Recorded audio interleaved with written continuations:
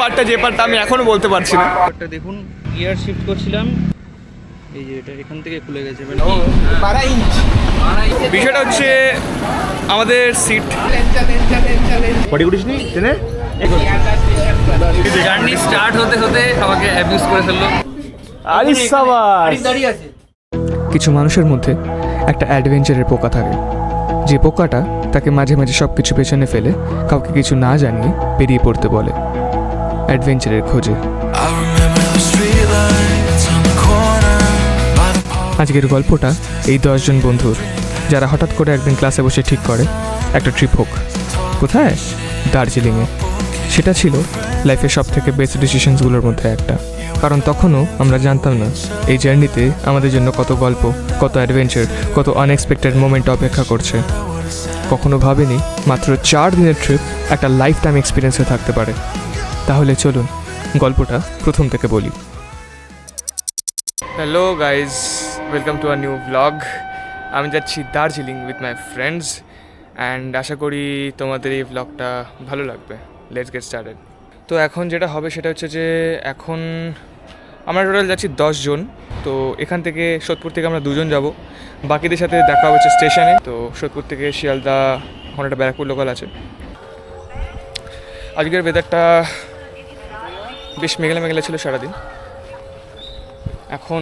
এখন আকাশে মেঘ আছে, আকাশ কিন্তু পরিষ্কার নয়, আকাশে মেঘ আছে। আশা করি নর্থ বেঙ্গলের ওয়েদার এখন আগের থেকে বেটার হয়েছে। তো আমরা দেখবো ওয়েদার ওখানে কীরকম রয়েছে। রাইট, তো পৌঁছে গেছি শিয়ালদা স্টেশন। এখন অপেক্ষা করছি টিমের বাকি সদস্যদের জন্য। আমরা টোটাল 10 জন যাব। এখন আপাতত উপস্থিত হয়েছে মাত্র 3 জন। হাই করে দে, হাই করে দে। হচ্ছে 7:51, আমাদের মধ্যে উপস্থিত হয়েছে টিমের বাকি সদস্যরা। সবাই এখন এসে পৌঁছায়নি। তো এটা হচ্ছে ধার্মিক, দীপরাজ। এটা আমাদের সাথে ফার্স্ট ট্রিপ। আমরা একসাথে আগে ট্রিপ করেছি, বাট দীপরাজ করেনি। তো শিয়ালদা থেকে যারা যারা যাবে তারা সবাই চলে এসেছে। বাকি ছিল হচ্ছে আসিম আর দীপ্ত। আসিমও চলেছে। তো শিয়ালদা থেকে আমরা যারা যারা যাবো সেই টিমটা কমপ্লিট হয়ে গেছে। বিষয়টা হচ্ছে আমাদের সিট কনফার্ম নেই, একটাই কনফার্ম আছে। তো মানে কি করা যেতে পারে? জার্নি স্টার্ট হতে হতে একটা থার্ড জেন্ডার আমাকে অ্যাবিউজ করে ফেললো। যা সামনাসামনি দেখা হলো, আই লাভ ইউ বলে দিল। হ্যাঁ, আমি নিজে ওকার্ড হয়ে গেছি, ছেলে হয়ে আমি ওকার্ড হয়ে যাচ্ছি। এখন সময় 8:05, ট্রেন ছাড়বে 8:30। সঠিক সময়ে ট্রেন ছেড়ে দিয়েছে আমাদের। আর একজন যে আছে সে হরিশ্চন্দ্রপুর থেকে আমাদের ট্রেনে উঠবে। হ্যাঁ, সিট আমাদের কনফার্ম ছিল না ঠিকই, তবে সেদিন বুঝেছিলাম যে বন্ধুদের সাথে ট্রাভেল করলে সিট কনফার্ম আছে কি নেই এগুলো কিচ্ছু ম্যাটার করে না। আর সাথে যদি উনো থাকে তাহলে তো কোনো কথাই হবে না।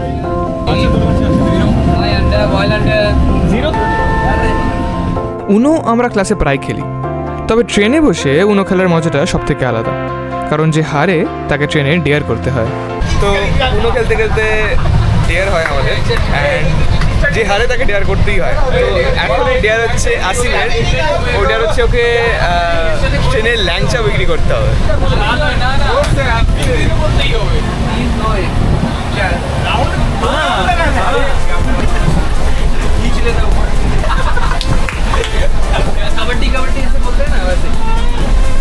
আমি কলেজ ট্রিপে আগে ডেয়ার করেছি ট্রেনে, চিপস বিক্রি করার ডেয়ার।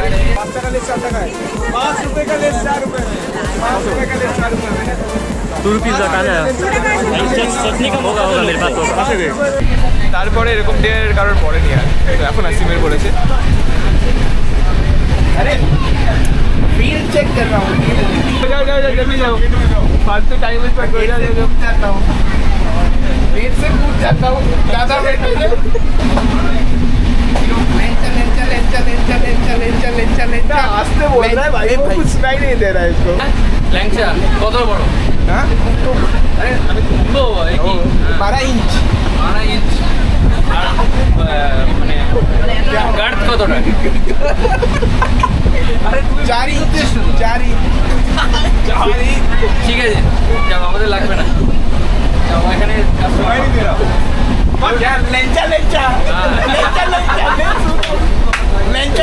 सामने सामने अरे नहीं हुआ टेयर हाँ टेयर कंप्लीट करो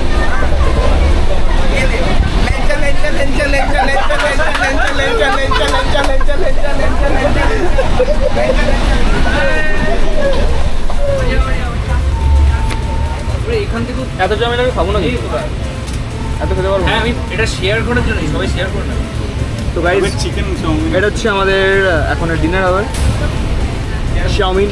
ট্রেনে তখনও সেরকম ভিড় জমেনি, তাই লোকজন ভিড় করার আগেই ডিনারটা সেরে ফেরার প্ল্যান করেছিলাম।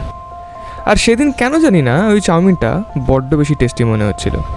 চাউমিনটা এমনিতে বেশ ভালো বানিয়েছিল, তার ওপর পেটে তখন প্রচুর খিদে। বাড়ির লোক রেগে গেছে দীপ্তর, বাইরের লোক গালি দিয়ে দিয়েছে আমাকে গাইস। নেক্সট টাইম দীপ্তর বাড়িতে যেতে হবে এবার, সরি চেয়ে নিতে হবে একটা। এডিট করেছি তখন বাজে 3:30, এডিট কমপ্লিট করে শিডিউল করে দিই, কালকে বিকেলবেলা পোস্ট হবে। এত না ওইটুকু হ্যাঁ।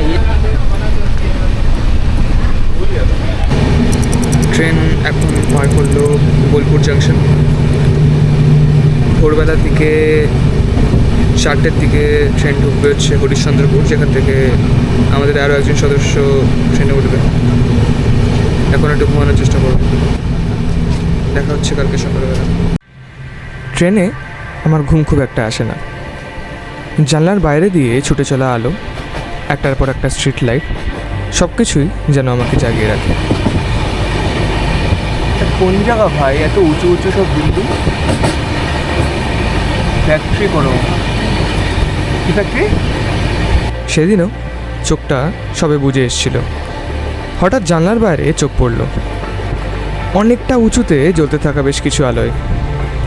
ঘুম ভুলে ভালো করে দেখার চেষ্টা করলাম, এত উঁচুতে আলো কিসের, এটা আবার কোথায়? ম্যাপস খুলে দেখলাম এনটিপিসি ফারাক্কা। তারপর আবার ট্রেনে নিজের গতিতে ছুটে চলা, রেল লাইনের স্পিডে পেছনে পড়ে থাকা স্টেশন, রাস্তার আলো, আর মাঝে মাঝে বিপরীত দিক থেকে ছুটে আসা ট্রেনের জানলার আলো। সব কিছু দেখতে দেখতে কখন যে চোখটা লেগে এসেছিল নিজেও বুঝতে পারিনি। সকালে যখন ঘুম ভাঙলো দেখলাম ট্রেন অনেকটা পথ অতিক্রম করে ফেলেছে। গন্তব্যে যত কাছে যাচ্ছিলাম অ্যাডভেঞ্চারের উত্তেজনা ততটাই বেড়ে চলেছিল। রাত ভোরের জার্নিতে ক্লান্তি ছিল, ঘুম না হওয়া চোখ দুটো মাঝে মাঝে ঘুমে ভারী হয়ে আসছিল, কিন্তু গন্তব্যের কাছাকাছি পৌঁছানোর এক্সাইটমেন্টটা যেন সে ক্লান্তিকেও হার মানিয়েছিল। মনে হচ্ছিল ঘুম পরে হোক, আগে অ্যাডভেঞ্চারটা শুরু হোক। Good morning. ট্রেন এখন এসে পৌঁছালো আলিবাগ জাংশন। আকাশে হালকা মেঘ আছে, আকাশ পরিষ্কার নয় আজকে, আর হাওয়াটা বেশ ঠান্ডা। আলিবাগ থেকে নিউ মাইল জাংশন আর 124 কিলোমিটার, যেতে লাগবে মোটামুটি আরও 1 থেকে 1.5 ঘন্টা, আরও বেশি লাগবে, কারণ ট্রেন হল্ট করবে একটু বেশি। তো কোন সময় 6:16 ঘুমানোর চেষ্টা আমি করেছিলাম, বাট আমার তো ওখানে খুব হয়নি। ব্রেকফাস্ট করবো, কারণ খিদে পাচ্ছে সিরিয়াসলি।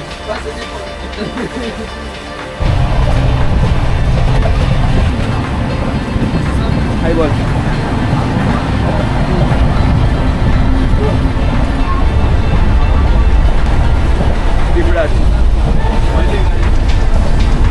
খুব কেমন হলো? আমি আরো হয়নি ওরা আমাদের ব্যাগগুলো পাহারা দিচ্ছিল গাইস। এবার আমাকে কাট করতে হবে। দেখো আন্টি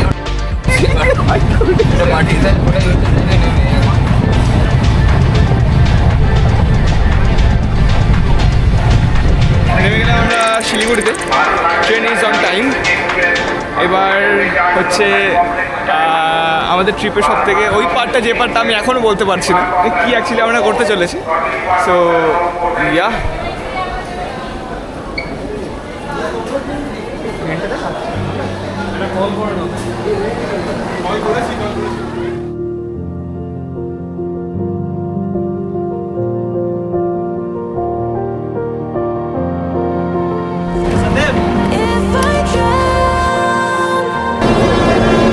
আকাশ কিন্তু মেঘলা আছে। এখন আমরা করবো ব্রেকফাস্ট করে তারপর আমরা বেরোবো। এবার আমাদের টিমের সব কটা সদস্য কমপ্লিট হলো, আমরা 10 জন কমপ্লিট হলাম। এটা চরিত্র, এটা হচ্ছে আরি। চলো তো আমরা সবাই এবার হয়ে গেলাম 10। কেউই করিনি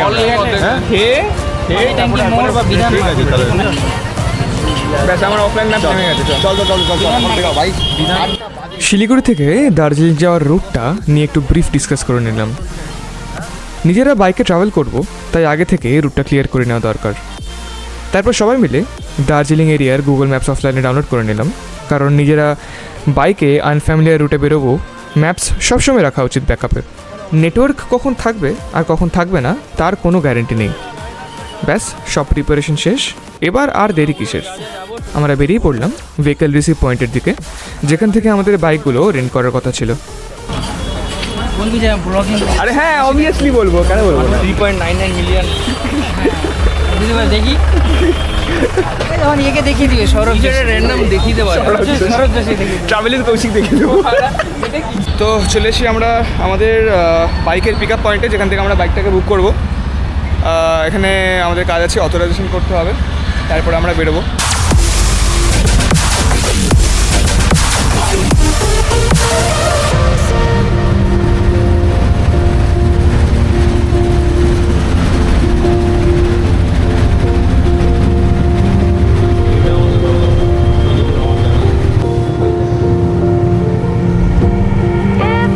আমরা 10 জন আছি, তো 5টা ভেহিকেল নেওয়া হবে এবং সবাই একজন করে পিলিয়ন থাকবে। তো আমিও পিলিয়ন, বিকজ আমার রাইড এক্সপিরিয়েন্স একদমই নেই। তো মেবি নেক্সট ইয়ার আমিও রাইড করতে পারবো। এখন আমি আপাতত পিলিয়ন, আরও রাইড করবো, কারণ ও ক্লাস থেকে তুই বাইক চালাস? ক্লাস 6 থেকেও বাইক চালায়, তো অবভিয়াসলি এক্সপিরিয়েন্স রাইডার। ক্যামেরাটা ঢুকিয়ে দেবো। তো এখন অথরাইজেশন হচ্ছে গাড়িটার জন্য।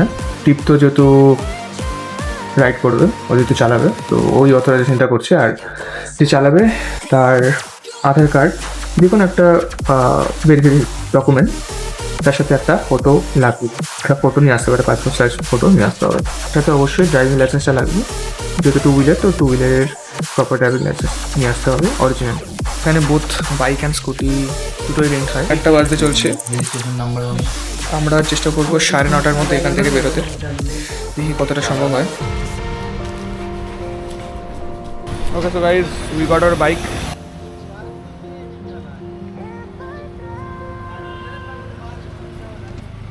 বাইক নেওয়ার সময় ভিডিও করা ইজ ভেরি ইম্পর্টেন্ট। এবারটা দেখুন, এখান থেকে এই যে এটা এখান থেকে খুলে গেছে। আশেপাশে মেকানিক এখন খোঁজাও মুশকিল।